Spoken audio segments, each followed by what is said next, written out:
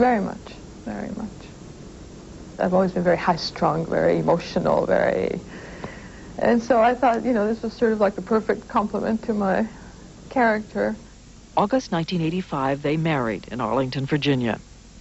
Do you think he did now, looking back? Love me, you mean? I would have to say no. I don't think you can love a person and marry her knowing that she has no future.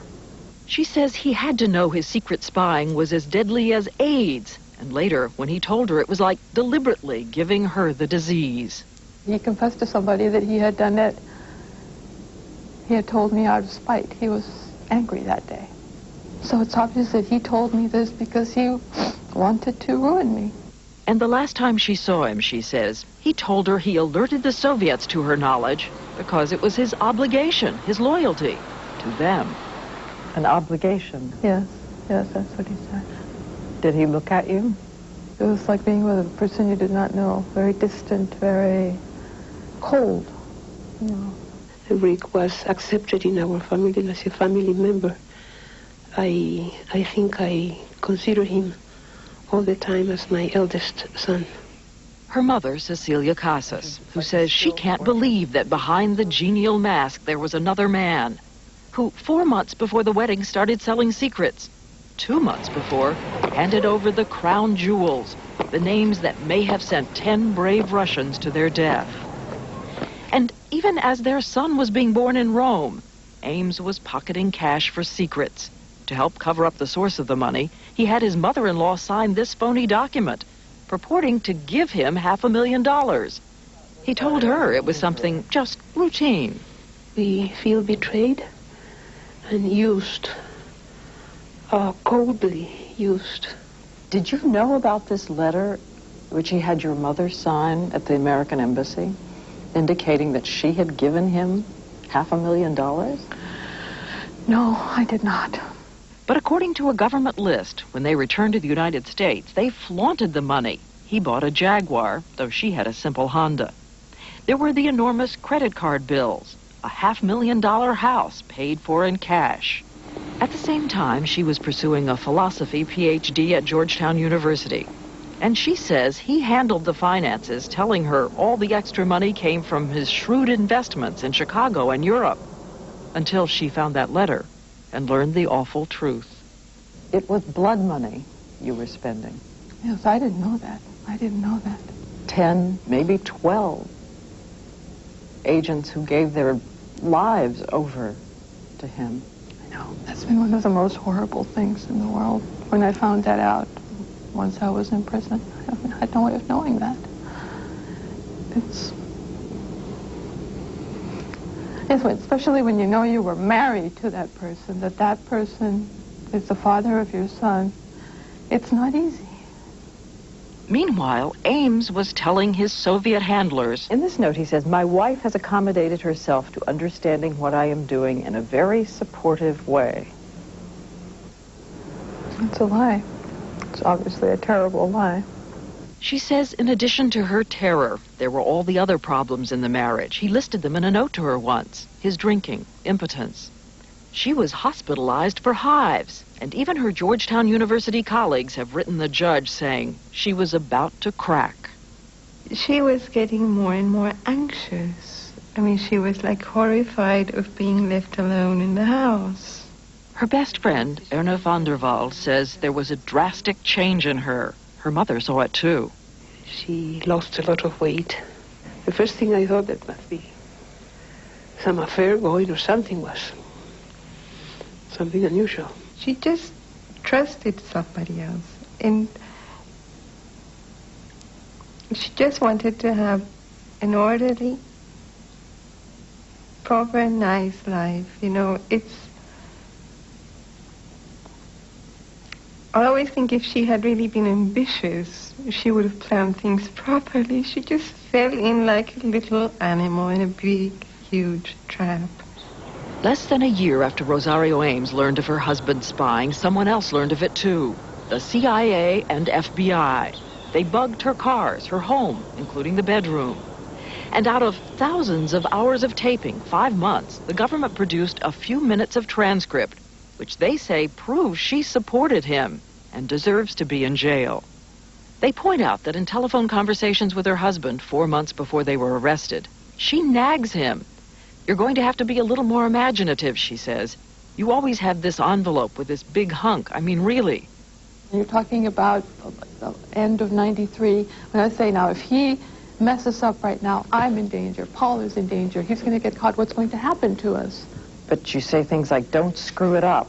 Right. That's also very interesting because I never use that language. That should be, if anybody knows me, that is indicative of a very abnormal state of mind. Something is very wrong. 4 months later, February 21st, a holiday early in the morning, FBI agents knocked at the door. And you can imagine, I just can't even bear to think about it. I just thought the world was just falling on me at that point. As the agents moved through the house, a 4-year-old little boy stood a few feet away, unaware it was the last time he would see his mother. Every instant that I am without Paul is a punishment greater than anything. The pain is physical. It's something I feel physically every instant that I'm away from him. I had never spent a night away from him for 5 years. Paul, age 5 now. Every person we talked to agreed he was the light of her life. He now lives in Bogota with his grandmother. Who are the other pictures? Tell me. That's my daddy. He knows his father is being punished for some reason, and the government won't let his mother come home. Do you talk to your mommy on the telephone? Yeah. He doesn't want to hear anything else. He covered his ears and his face and said, "I don't want to hear any more about it because it is very sad." He carries your picture sometimes to dinner. Yeah, I've heard he does that, yes. He sits there and talks to my picture, I think. Her son even wrote a letter to the judge begging him to let his mother come back. And he's not the only one. In Colombia, journalists and government officials say this is a woman who deserves leniency from the judge. John Hume is Rosario Ames' lawyer. She married a person who was trained to lie, who was trained to live a deceitful life. And he deceived her, he lied to her, he compromised her, and he destroyed her, just as he did the CIA. Were you a traitor from what you did? That's very strong. I don't think, no, I never betrayed this country, Nora. No. If you had known that agents were being killed one after the other, that as soon as he'd find one out, he'd go turn it over to the Soviets, would you have done anything differently? Sure, I would have, yes. Undoubtedly. Obviously.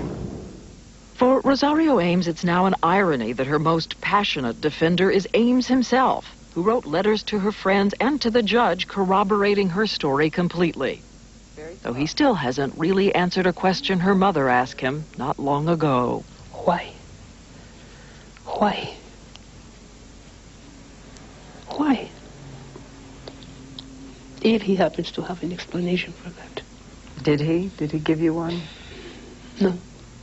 He didn't answer. He cried. Why do you think he did it? I don't know. I don't think he did it for the money. I don't think he did it for ideology. I have a feeling that, it's obvious that Rick is a very troubled person. A great part of it has to do with wanting to prove to the world that he's better, that he's more intelligent. There's a lot of arrogance, I think. And Columbia's star philosophy student says there is no philosophy that applies when you learn your husband is a spy. What will you do when you walk out? Go back to Paul and try to start again.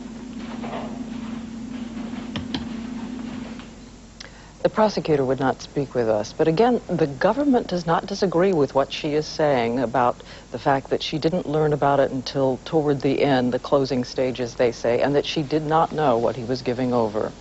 However, the government does insist that Rosario Ames deserves the expected 5-year sentence, saying in all the thousands of hours of tapes, she is never heard telling her husband to stop.